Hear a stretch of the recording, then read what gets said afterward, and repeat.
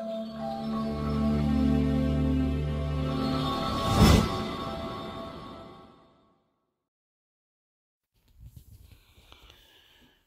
نام آن که ملکش بی زوال است، به وصفش نطق صاحب عقل لال است. مفرح نامه جان هاست نامش، سری فهریست دیوان هاست نامش.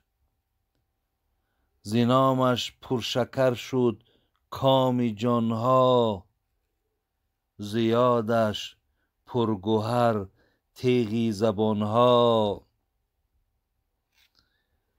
اگر به یاد او بوی است رنگ است، وگر به نام او نام است ننگ است. خداوندی که چندانی که هستی است، همه در جنب ذاتش عین پستی است. چو ذاتش برتر است از هر چی دانیم، چگونه شرح آن کردن توانیم. السلام علیکم و رحمت الله و برکاته. برادران عزیز و گرامی، از خدای مهربان خواهان او هستم که ایمانهای شما را همیشه کامل و مستحکم و نورانی نگه دارد و الله مهربان باز هم محبتهای شما را، اخلاصهای شما را به سوی دینش، به سوی ذاتش زیاد بگرداند. و از الله مهربان خواهان او هستم که خداوند محبت و میل شما را به سوی گوش کردن قال الله و قال رسول الله، الله مهربان زیاد بگرداند. از الله مهربان خواهان او هستیم که در هر کجایی که باشین، خواه در وطن خواه در بیرون از وطن، هر جا که باشین خداوند در پناه رحمت و عصمتش نگهبانتان باشد. برادران عزیز و گرامی، امروز و این ساعت خواستم که یک سؤال بسیار زیبای، بسیار یک سؤالی خیلی و خیلی گویم شاید در ذهن بسیاری از نفرهای این عصر این سؤالها داخل نمی شود یا این گونه سوال دادن نمی تانند. چگونه ای که در عصر حضرت امام ابو حنیفه رحمت الله علیه، این جناب را، این ابو حنیفه صاحب مذهب را نفر بسیار یک سوال عجیب داد. برادران عزیز و گرامی، میخواهم سؤال را و میخواهم جواب زیبا را هم از ابو حنیفه ما و شما یک جای گوش اندازیم. و از خدای مهربان خواهان او هستم که الله مهربان بعد گوش کردن این سؤال و این جواب ماها را به آن چیزی که میشنویم خداوند توفیقی پایبند شدن، توفیقی همیشه در این دین با این عقیده سالم باقی ماندن نصیب گرداند. بسم الله الرحمن الرحیم. سئل عن ابی حنیفه رحمت الله علیه ای ذنب اخوف لسلب الایمان، قال ترک الشکر علی الایمان و ترک خوف الخاتمه و ظلم علی العباد. برادران عزیز و گرامی، سوالی که این محب ابو حنیفه، سوالی که این بنده ای که همیشه گویم در قلب او ترس خدا بود، محبت دین بود، در قلب این حساب روز قیامت بود، در ذهن این خانه قبر بود. چی سؤال عجیبی کرد؟ برادران عزیز گوش اندازیم. گفت ای ابو حنیفه، خدا شما را رحمت کند، شما بسیار خادم بزرگ در دین هستین. سؤال من چنین است: آیا هست گناهایی که وقتی انسان این گناه را انجام دهد ایمان را از دست دهد یا از دنیا به ایمان دنیا را پدرود گوید؟ آیا چنین گناه ها هم وجود دارد؟ برادران عزیز و گرامی، جناب امام ابو حنیفه سه گناه را بر این بنده خدا گفتند که اگر انسان بر این سه گناه مبتلا باشد امکان دارد که این آدم از دنیا به ایمان خانه آخرتش رود. اولا از خدای مهربان من خواهان او هستم که خدای مهربان این دوره، این گوهره، این نعمت خدای مهربان هم در دنیا و هم زمانی از دنیا پدرود گفتن همراه ما نگه بدار. چیست آن گناهایی که امکان دارد که انسان را از دنیا به ایمان بیرون کند؟ یک، گفتن هر کسی که بر نعمت ایمان اگر شکرگزاری نکند. یکم گناهی که انسان از دنیا به ایمان میبرد برادران و خواهران عزیز این بود است که وقتی ما در همین ایمانی داشتگیمان، در همین اسلامی داشتگیمان، ما وقتی شکرگزاری نمیکنیم، یعنی نمیگوییم که خدای مهربان به سوی تو شکرگزاریم که ما را در دین اسلامت راه دادی، ما را پیروی دین اسلامت گردانیدی، ما را بر نعمت ایمان مشرف گردانیدی، ما را بر خودت شناس کردی، ما دانستیم که خالق ما تویی، ما دانستیم که رزاق ما تویی، ما دانستیم که مرگ حیات ما در دست توست، ما دانستیم که عزت و خواری ما در دست توست. بر این نعمتها به سوی تو شکرگزاری میکنیم. برادران و خواهران عزیز بینین یکی از سببهای به ایمان رفتن انسان از دنیا همین بود است که بر ایمانش اگر شکرگزاری نکند. یعنی اگر من عادی کرده گویم بینیم برادران عزیز ما امروز بر مقصد هر کسی پدر و مادر دارد شکرگزاری میکند که پدر و مادر دارم. هر کسی فرزند دارد بر فرزنداش شکرگزاری میکند. هر کسی که شاید مال دارد بر مالداری شکرگزاری میکند. کسی بر خانه و بر دکان و بر سواره‌ای که دارد شکرگزاری میکند. ولی بسیاری وقت ماها برادران عزیز از شکرگزاری نعمتی که از همه اینها بالاتر و بهتر است که این دین ما هست، این اسلام ما هست، این ایمان ما هست، ما فراموش میکنیم. و بینین ابو حنیفه ما را چگونه مقصد در خواب بوده ما بیدار میسازد که نشود که تو بر ایمانی داشتگی شکرگزاری نکنی. اگر شکرگزاری نکنی امکان داشته است برادران عزیز، خواهران عزیز که ما همو ایمان را همراه خود نبریم. بسیار یک دانشمند بزرگ این عصر را خواهران و برادران عزیز سؤال کردند. گفتن یک انسانی بود در ابتدا، در اول 5 وقت نمازش میخواند.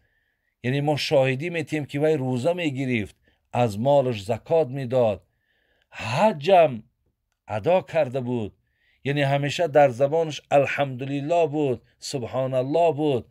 لیکن همین انسان در آخر از دنیا به ایمان گذشت. این دانشمند سوال کردند آیا در این شما چی گفتنین؟ علتش چی باشد؟ سببش چی باشد؟ خواهران و برادران عزیز، این دانشمندی معاصر، بگیم عصر امروزه، چی جواب گفتن؟ گفتن که این از 2 جهت می شود. یکم جهت همین که این آدم برای مستحکم شدن ایمانش، اخلاصش، از خداوند کمک طلب کردگی نیست. دوم، بر همین ایمانی داشتگیش، اخلاصی داشتگیش، خداوند حمد و ثنا و ستایش کردگی نیست. به این خاطر گفت این آدم آخری عمرش انا با همین گویم تاریکی و با همین بسیار مشکلات به پایان رسید. زین لحاظ ما هم برای تقویت ایمانمان از خداوند یاردم طلب کنیم که خدایا ایمانهامون باز هم قوی کن. من شاهدم خواهرها دادرها عزیز که بسیاری برادرها از ما سوال میکنن برای تقویت ایمانمان، برای زیاد شدن اخلاصمان، حاجی بابا چی توصیه ها داری؟ یعنی چی فرمایش های در کتاب داریم؟ زین لحاظ ما باید برای تقویت ایمانمان، برای مستحکم شدن اخلاصمان دائم خداوند زاره کنیم. خدایا از این در ایمان ما مستحکم تر کن، از این در اخلاص ما به سوی ذاتت زیاد کن. دوم، بر همین نعمت ایمان خواهرها و برادر عزیز همیشه شکرگزاری کنین. چگونه ای که ما و شما را بینین، یعنی الحمدلله اینم لازم است، یک پیاله چای می نوشیم الحمدلله میگیم، یک چینی شوربا را میخوریم الله را شکرگزاری میکنیم. انا همچنانم از اینها در مهم انسان باید بر ایمانش، بر اسلامش شکرگزاری کنه. حضرت ابو حنیفه را بینین میگه یکم گناهی که انسان از دنیا به ایمان رفتنش انا همین است که بر نعمت ایمان شکرگزاری نمیکند. برادرای خواهرای عزیز، ما در قرآن سوره داریم به نام حجرات، آیت 8. الله مهربان میگه اعوذ بالله من الشیطان الرجیم فضلا من الله و نعمتا والله علیم حکیم. الله مهربان ایمان اسلام چی میخواند؟ نعمت میخواند. میگه این یک نعمتی هست. چگونه که من نعمتهای پیشتر برای شما گوشزد کردم، چگونه از فرزند و از خانه و از شرایط و از آرامی و همه نعمت هستند. خداوند میگه بالاترین نعمتی که الله بر شما داد این نعمت ایمان هست، نعمت اسلام هست. زین لحاظ ایره الله مهربانم نعمت خواندن. اگر ما این نعمت نشناسیم، به قدر این نعمت هم که نرسیم، جوابش جلال الدین رومی مولانا در کتاب مستویش میگه قیمت هر کاله میدانی که چیست، قیمت خود را ندانی احمقی است. البته ما اگر این قیمتی که خدا بر ما داده است که این قیمت دینداری ما، اسلامداری ما است، میگه عیب نیست که تو یک نرخی بگیم کارتوشکا را میدانی، نرخی پیاز را میدانی، نرخی مقصد یک لباس را میدانی، ولی وقتی نرخی خودت را نمیدانی، قیمت خودت وقتی ندانستی، این عین احمقی است. زین لحاظ یکم جوابی که ابو حنیفه دادن این بود بر ایمانتون شکرگزاری کنین تا از دنیا به ایمان نروین. برادران عزیز و گرامی، ایمان انسان را دگرگون میکند. خوش اخلاقش میکند، با رحمش میکند، با انصافش میکند، راست قولش میکند. بین بسیار اندیشه های سالم دارد. آدمی با ایمان با غیرت می شود، هیچگاه مثال اسرافکار نمی شود. و عزیزای خدا میگن اسلام این دین است که خداوند به وسیله آن عقیده و اخلاق صیقل می دهد و دنیا و آخرت را بدان اصلاح می کند. عزیزان خدا میگن اسلام دین است که پایه آن توحید، شعارش صداقت، معیارش عدالت، مسیرش حقیقت و روحش رحمت است. عزیزان خدا میگویند ایمان با خدا این نیروست، این قوت است که ما را با حرکت می‌دارد. زین لحاظ ما باید به قدر این ایمان، با قدر این نعمت دینمان برادران و خواهران عزیز رسیم. عزیزان خدا در ایجادیاتاشون، در مصرع‌های شعریشان میگفتن روز آخر اگرم از تو برآید نظری، کار چون زر شود و هیچ نماند خطری. گر من ایمان به سلامت به لب گور برم، این که آراسته کاری و مبارک سفری. اگر من ایمان ما به داخل قبرم، ایمان ما به آخرت اگر بروم، این چی کاری مبارکی هست، این چی کاری زیبایی هست، این چی کاری نیکویی هست. از این لحاظ خواهران و برادران عزیز، بر این نعمت زیبا ما و شما باید همیشه شکرگزاری کنیم. یکم سببی از دنیا به ایمان رفتن یعنی شکر نگفتنی بر نعمت دین، بر نعمت ایمان. دویم جوابی که ابو حنیفه یعنی 3 گناه را حضرت گفتن. یکم این بود. دویم گناهی که بود و ترک و خوف الخاتمه.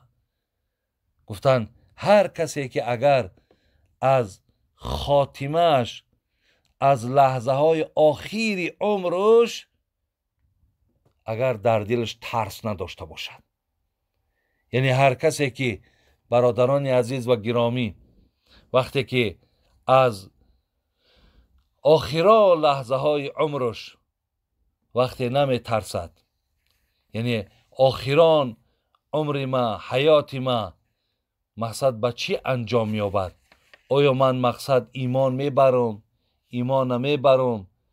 یعنی وقتی این در یادش نباشد، این در فکرش اگر نباشد، این دویم گناهی بود است که خواهران و برادران عزیز که انسان از دنیا به ایمان میرفت است. زین لحاظ همیشه از خاتمه ما هم بترسیم. ما نمیدانیم که یعنی امروزها شکرگزاری ایمان داریم، نمازها ما ادا میکنیم، از حلال و از حرام انشاءالله از حلالش پیروی میکنیم، از حرامش اجتناب میکنیم، ولی دم آخر ما نمیدانیم که دم آخر ما و شما چی میشود. حضرت مولوی جنونی را خدا رحمت کنه میگفت ندانی که دم آخر چه حال است، از این تا زیر خاکت 100 سوال است. ببینید آلی تو نمیدانی که از همین حالت جان دادن تا داخل خانه قبر 100 سوال در پیش تو است که آیا مقصد تو به خانه قبر تا سلامت میره یا نمیره؟ آیا دم آخری ما چی میشود؟ ما همیشه باید خواهرها و برادر عزیز در اندیشه اینم باشیم. در اینم الله مهربان دعا کنیم که خدایا دم آخر ما دم رحمت، دم راحت بگردان، دم نیک بگردان. خدایا در زبان ما کلمه لا اله الا الله را در همون لحظه های آخر داخل بگردان تا با این کلمه زیبا ما دنیا را پدرود بگیم. این را باید ما خواهرها و برادر عزیز دعا کنیم. سیوم گناهی که انسان از دنیا به ایمان میبرد، این چی است؟ این ظلم است.